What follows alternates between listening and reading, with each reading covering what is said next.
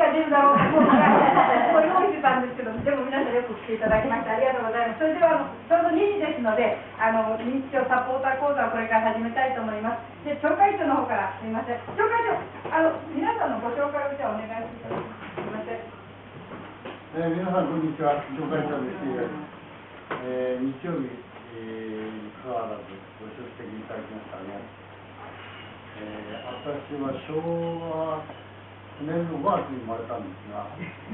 この教会もちょうど昭和9年の5月に誕生で、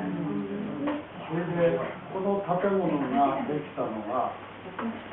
この梁がですね、これとあそこの間、ここに向こうができたのがね、昭和17年、それから66年くらいで、いよいよもうここで何かやるっていうのも無理だし、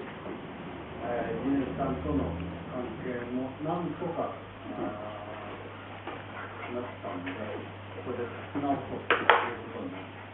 る。で、これは清水さんがもう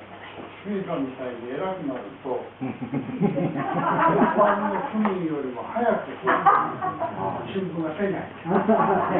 れで、ここにピンクで、マーカーでありますね。20年度の補正予算の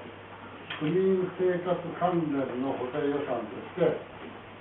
東玉川教会会館の改築経費の助成という項目がきちっと区議会で認められて、新築工事費の半分からお金を出しますよという。この間10日の日に、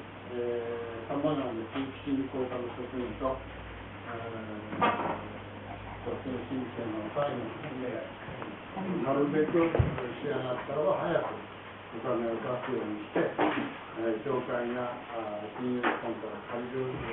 ことになった時はすぐに協力しますという